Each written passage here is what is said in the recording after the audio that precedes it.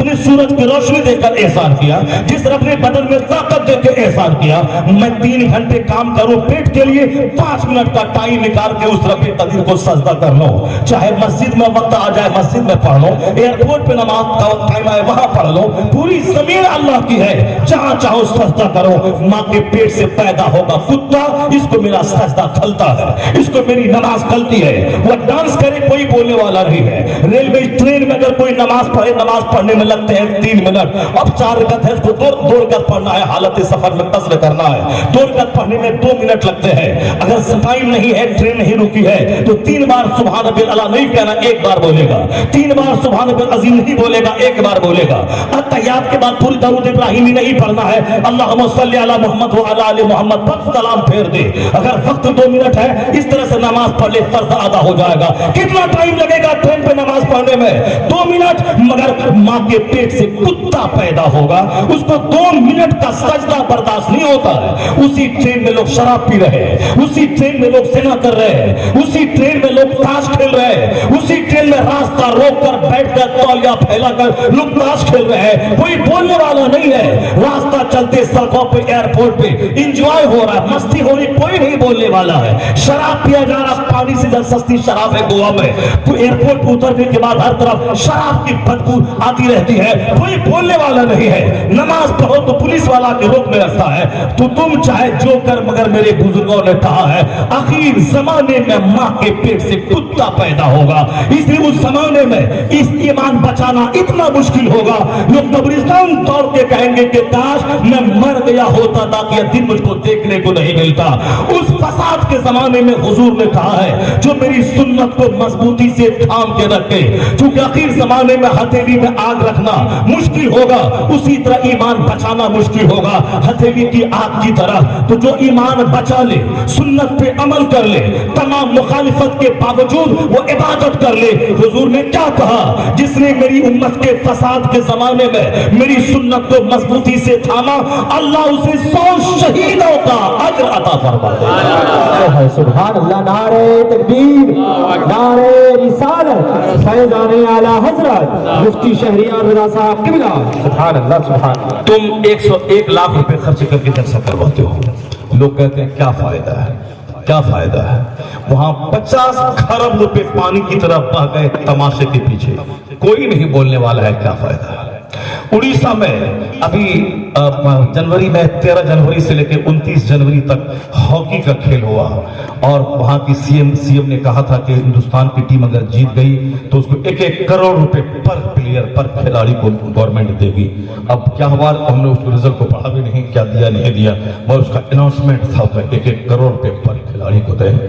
اب صاحب کتنے پیسے ان کھلاڑیوں کے رہنے پر, بندوبست پر, کہاں راور قلعہ, کہاں بھونیشور, ایک یہ راجدھانی اور ایک راور قلعہ, دونوں جگہوں پہ کھیل ہو رہا تھا, اور اس کھیل پر 10 دن کے اندر میں اربوں روپے پانی کی طرف بہا دیے گئے.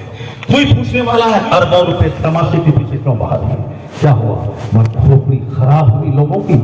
جلسے میں اگر آدمی 4-3 گھنٹے بیٹھ کر اللہ کا ذکر سنتا ہے, تو بخاری اور مسلم کی ایک لمبی حدیث ہے جس میں آیا ہے جہاں چند لوگ بیٹھ کر اللہ کا ذکر کرتے ہیں تو پوری محفل کو چاروں طرف سے فرشتے گھیر لیتے ہیں.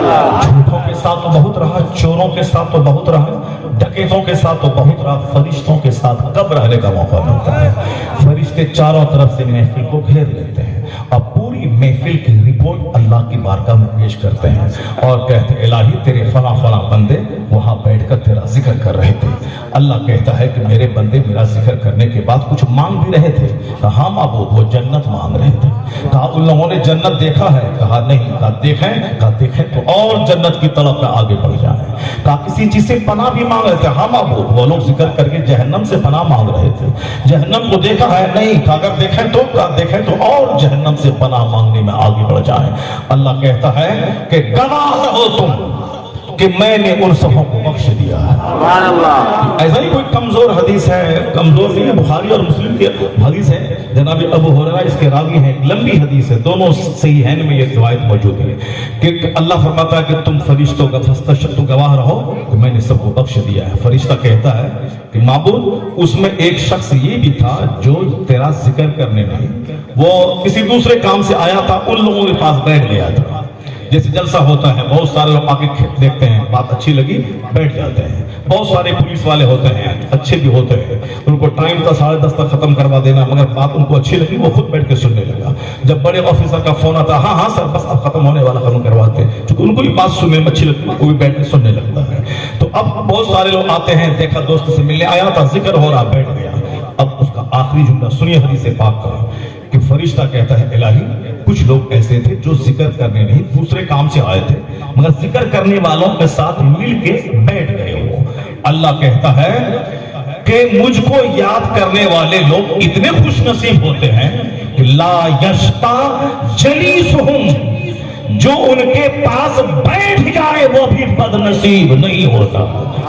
اللہ سمجھ جس محفل میں اللہ کا ذکر لوگ کریں اور دوسرا آدمی آ کے بیٹھ جائے وہ بد نصیب نہیں ہوتا، اور جو 4 گھنٹے سے ذکر کر رہا ہوتا ہے اس کی خوش نصیبی کا اندازہ کون لگا سکتا ہے؟ یہ بتا دیں تماشے کے پیچھے لاکھوں روپے خرچ ہوتے کروڑوں، اور اگر ذکر رسول کے پیچھے ذکر الہی کے پیچھے اگر ہماری کمائی کے لاکھ روپے خرچ ہو گئے تو کروڑوں کمائی اس محبت پہ قربان ہے جو محبت الہی ہمارے سینے میں موجود ہوتی ہے. وہی پونجی اصل ہے، ایمان کی دولت، اللہ کی محبت، مصطفیٰ کی محبت. جہاں شادی بیاہ میں فضول خرچی میں لاکھوں کروڑوں خرچ ہوتے ہیں، کہیں اللہ رسول کی محبت میں ان کے ذکر کے نام پہ تو لاکھوں خرچ ہو جائے تاکہ وہ پیسہ قیمتی ہو جائے کہ میں نے اس کو پانی کی طرف بہایا نہیں ہے، میں نے اس کو ذکر سننے کے پیچھے لگا دیا ہے. رمضان میں اللہ کا کلام سنائے حافظ، پورا قرآن سنا دے، سننے والا سونے کے سکے پہ تول دے، پھر بھی سماعت قرآن کا حق ادا نہ ہو پائے گا، کیونکہ اللہ کا کلام لاجواب ہے. جو سنا دے معبود کا کلام اس کو سونے کی تول دو، پھر بھی اس کا حق مجھ سے ادا نہ ہو پائے گا. جناب ابراہیم کو کے سامنے کسی فرشتے نے آدمی کی صورت میں اللہ کا ذکر کیا تھا تو کیا کہا تھا؟ ایک بار اور سنا دے. کہا پہلے میں اپنے سے کہا تھا، اب تم کہہ رہا ہے تو تم کیا دے گا؟ کہا میں جتنی بکریاں چر رہی ہیں آدھی بکریاں میں تجھ کو دے دوں گا. تو انہوں نے کہا سبحان ذی الملک والملکوت، سبحان ذی العزت والعظمت والہیبت والقدرت والکبریاء والجبروت، سبحان ذی الملک والملکوت، یعنی یہ خوبصورتی کے ساتھ اللہ کی حمد اور تسبیح اس میں پڑھی گئی ہے. جناب ابراہیم مچل گئے، کہا ایک بار اور سنا دے. کہا آدھی بکری تو میری ہو گئی، اب کیا دے گا؟ کہا باقی جو آدھی بچی ہے وہ بھی میں تجھ کو دے دوں گا. انہوں نے پھر سنایا سبحان ذی الملک والملکوت، اور یہ مچل گئے، معبود کا چرچا سنا، اپنے دوست کا مچل گیا، ایک بار اور سنا دے. کہا اب تو ساری بکری میری ہو گئی، اب کیا دے گا؟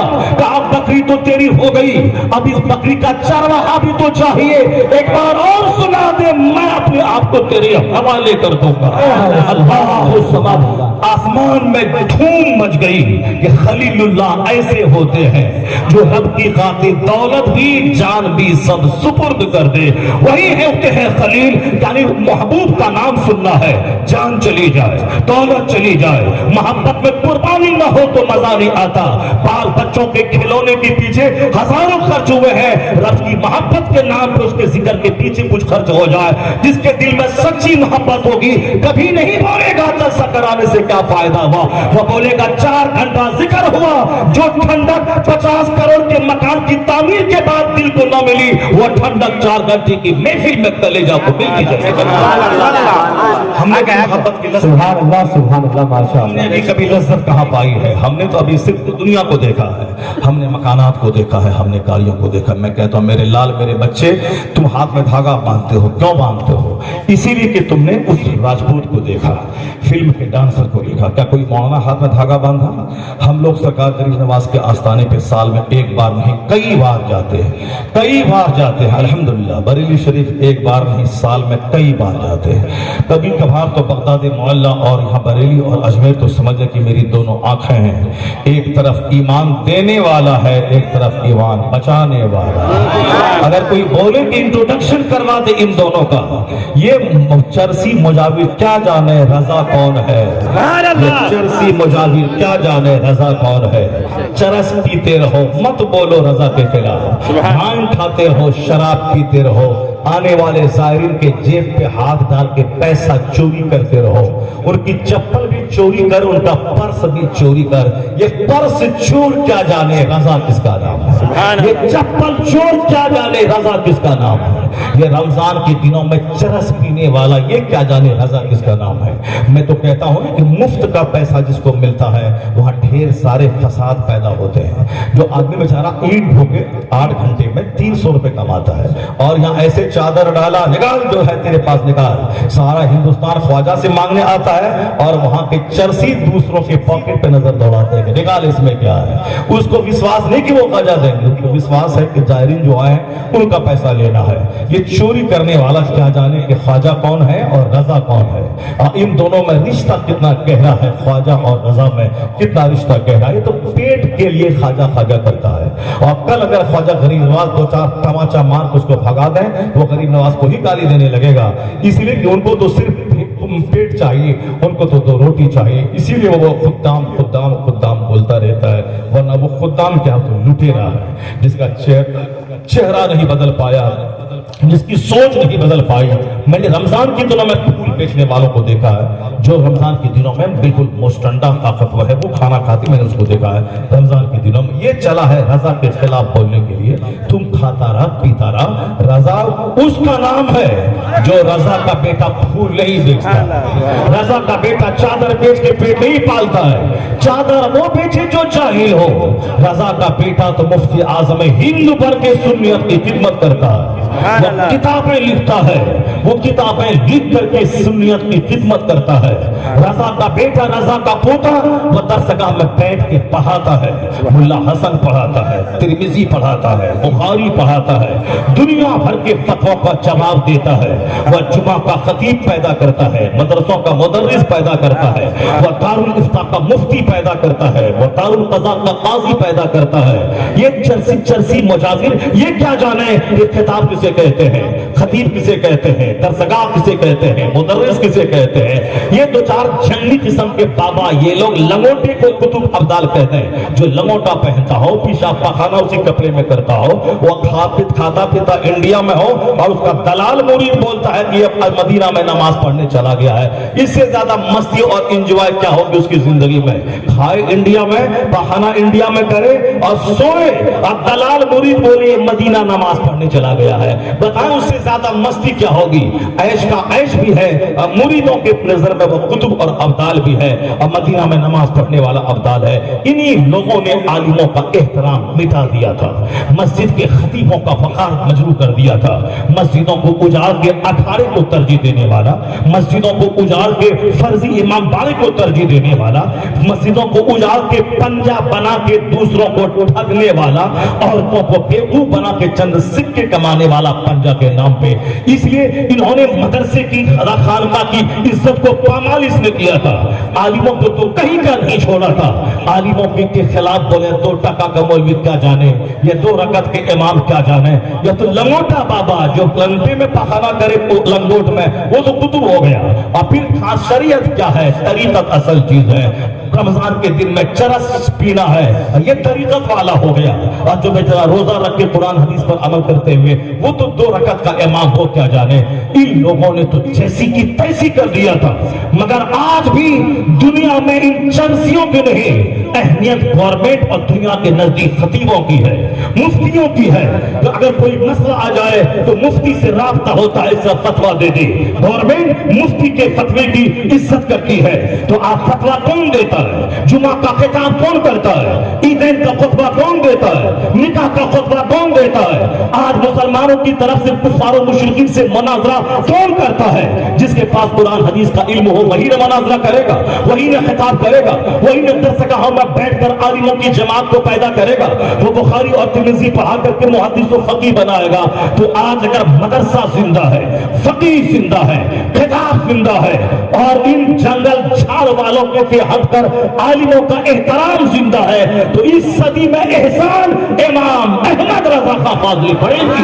سبحان اللہ, نعرہ تکبیر, نعرہ رسالت, مسلک اعلی حضرت, بستی قریہ قریہ. جس نے 1000 کے قریب کتابیں لکھ کر जिन्होंने एहसान किया हिंदुस्तान वालों पर 1000 के करीब किताबें लिखकर। आज इल्म गैब पर मुनाजरा होता है ऑस्ट्रेलिया में। मुनाजरे में भाषण नहीं होता है, मुनाजरे में दलील दी जाती है।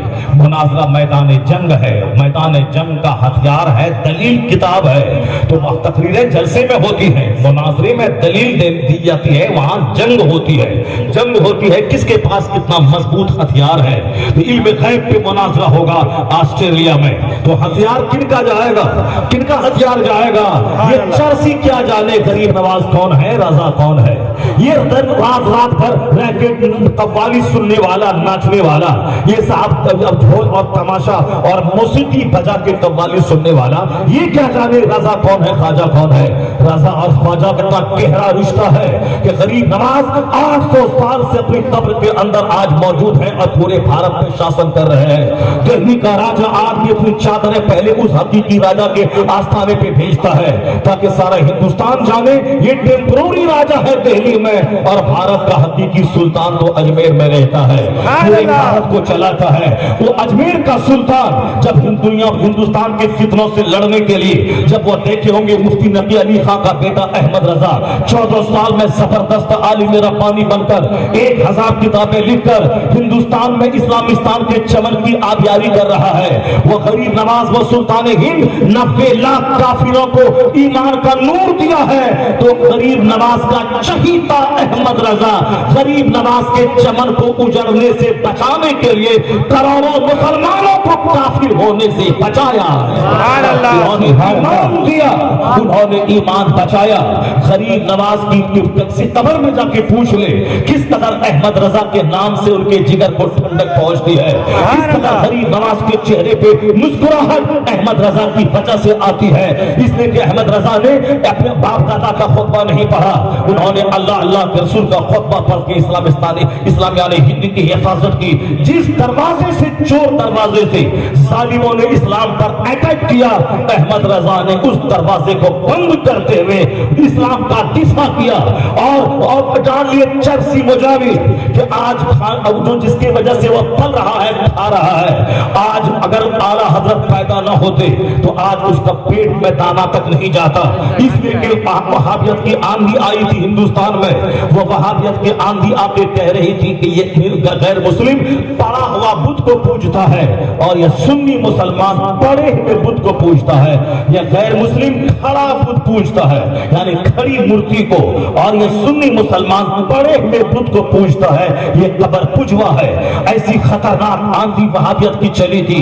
वो कब्र पे हाजिरी को कब्र पूजना कहता था और कब्र के अल्लाह के वली को मूर्ता कहता था। वो मरकर मिट्टी में मिल गए, उनका बदन राख मिट्टी में तब्दील हो गया। क्या देगा? वो तो खुद परेशान है, कब्र में तुझको क्या देगा? तुम हिंदू वो खड़ा बुद्ध पूजता है और ये सुन्नी मुसलमान बड़ा हुआ बुद्ध पूजता है। ये बता दे कितना खतरनाक हमला किया था उन वहाबियों ने। देवबंद से हमला हो रहा था, सहारनपुर से हमला हो रहा था, नजद से हमला, उस हमले को ये लोग आगे बढ़ा रहे थे।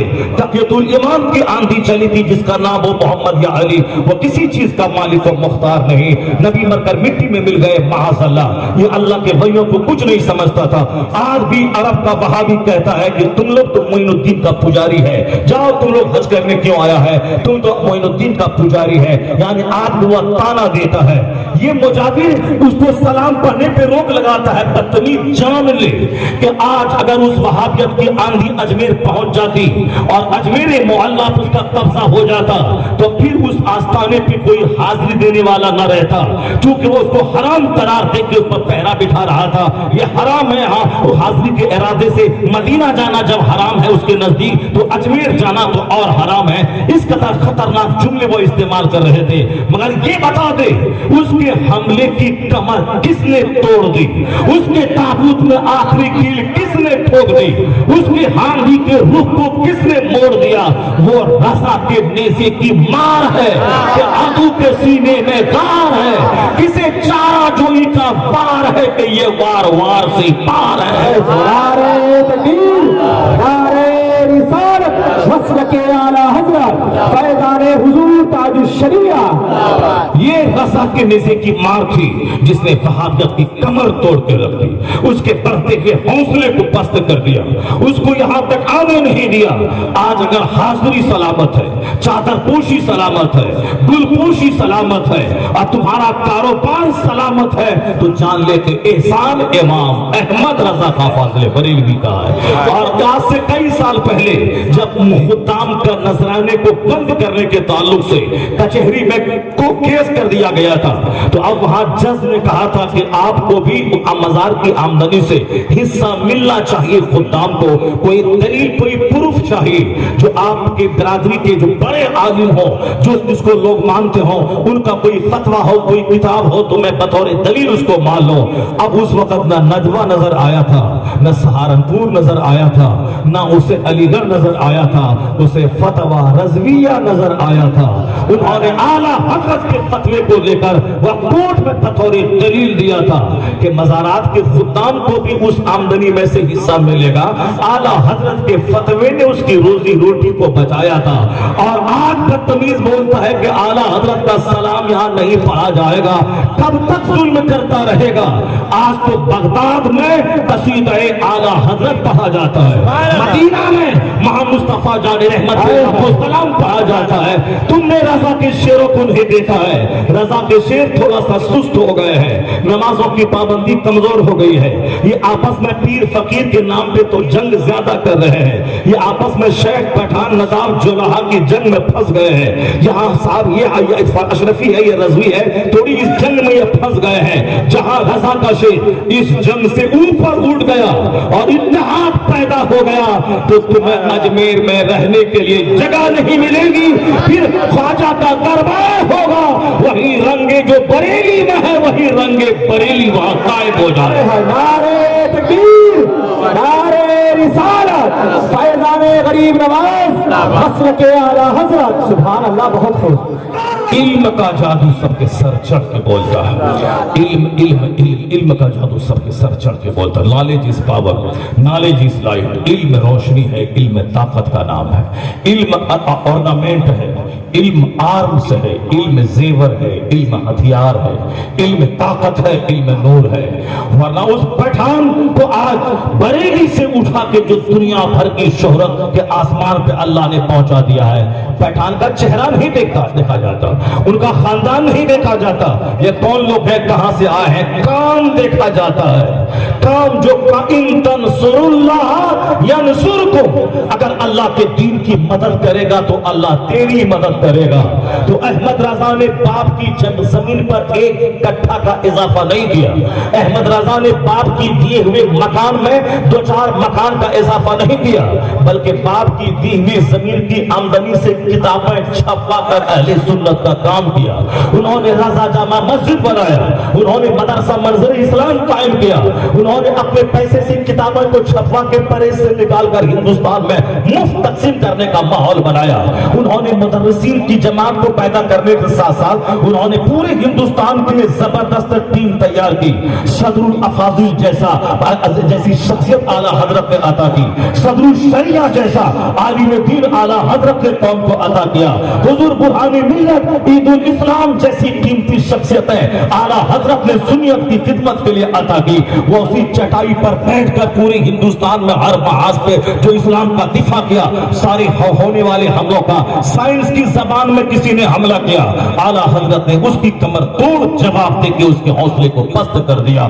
کسی نے نماز روزہ کے خلاف وہ اکھاڑا بازی کرتے ہوئے نماز کے خلاف بولا یہ شریعت ہے, یہ طریقت ہے, اعلیٰ حضرت نے ان نیازیوں کی کمر توڑ کے رکھ دی, شریعت کا چہرہ چمکایا. کسی نے علم غیبی مصطفیٰ کے خلاف بولا, اعلیٰ حضرت نے 8 گھنٹے میں خانہ کعبہ کی چوکھٹ پہ الدولۃ المکیہ لکھ کر دنیا بھر کے مسلمانوں پہ احسان کیا کہ اب جہاں بھی مناظرہ ہوگا اور ہتھیار کی ضرورت ہوگی, رضا کا ہتھیار استعمال کیا جائے گا.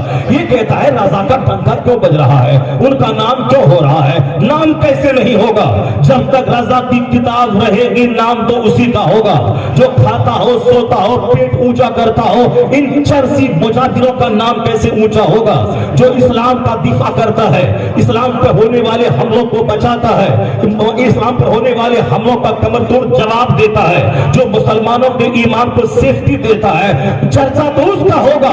آج رضا ضرورت ہے، اسی لیے سری لنکا میں اختیارات مصطفیٰ پہ مناظرہ ہو تو کتاب الامن والعلا اعلیٰ حضرت کی وہاں جاتی ہے، مناظرہ علم غیب پہ امریکہ میں ہو، عطلۃ المکیہ نامی کتاب ہتھیار بن کے وہاں جاتی ہے، تو دنیا میں جہاں کہیں بھی نور اور بشریت پہ مناظرہ ہو تو کتاب اعلیٰ حضرت کی وہاں جاتی ہے۔ غلط ترجمہ قرآن کی وجہ سے جو فتنہ پھیلتا ہے، اس فتنے کو دبانے کے لیے کنزول ایمان جب تک رہے گا تب تک رضا کا ہی ڈنکا بجتا رہے گا۔ تو جہاں تک مناظرے ہوں گے اسلام کی طرف سے جواب دینا ہوگا، رضا کا ہتھیار جب تک رہے گا اس وقت دوسروں کا ڈنکا نہیں، رضا کے نام کا ہی ڈنکا بجتا رہے گا۔ اور آج جیسے جیسے علم کا جادو سب کے سر چڑھ کے بول رہا ہے تو آج مدرسوں سے اوپر اٹھ کر رضا یونیورسٹی میں پہنچ گئے، آکسفورڈ میں رضا رضا ہے، کیمبرج میں رضا رضا ہے، پرسٹن میں ہے رضا رضا، اور صاحب ہالینڈ یونیورسٹی میں ہے رضا رضا۔ ہندوستان کی 1 درجن یونیورسٹیوں میں رضا پہ ریسرچ کر کے ڈاکٹر کی ڈگری حاصل کی جا رہی ہے، اور پی ایچ ڈی تنہا عالم دنیا کے اعلیٰ حضرت ہے جس پر سب سے زیادہ پی ایچ ڈی کی ڈگری حاصل کی گئی، تھیسس لکھا گیا۔ ایسا لگتا ہے کہ امریکہ میں رضا، ہالینڈ میں رضا، سری لنکا میں رضا، آسٹریلیا میں رضا، دنیا کے ہر خطے میں رضا، وادی رضا کی کوہ ہمالا رضا کا ہے، جس سمت کو دیکھیے وہ علاقہ رضا کا ہے۔ نعرہ تکبیر، نعرہ رسالت، مسلک اعلیٰ حضرت، فیضان اعلیٰ حضرت، سبحان اللہ۔ اعلیٰ حضرت جاتے جاتے انہوں نے اپنا بیٹا مفتی اعظم ہند قوم کو عطا کر دیا۔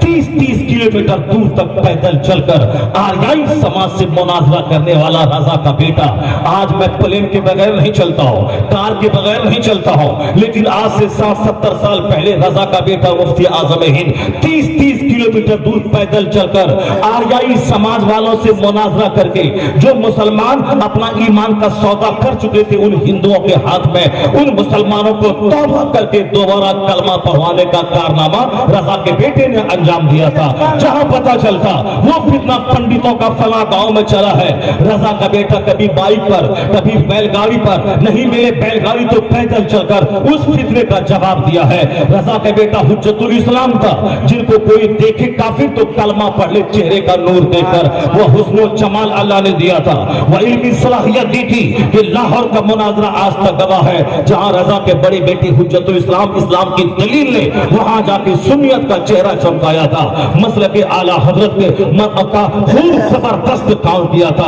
اعلیٰ حضرت کے دونوں بیٹے جاتے جاتے انہوں لوگوں نے کہا کہ اب بریلی میں کیا بچے گا، تو اعلیٰ حضرت کی کرامت مفسر اعظم ہند کو خاندان میں دے کے چلے گئے۔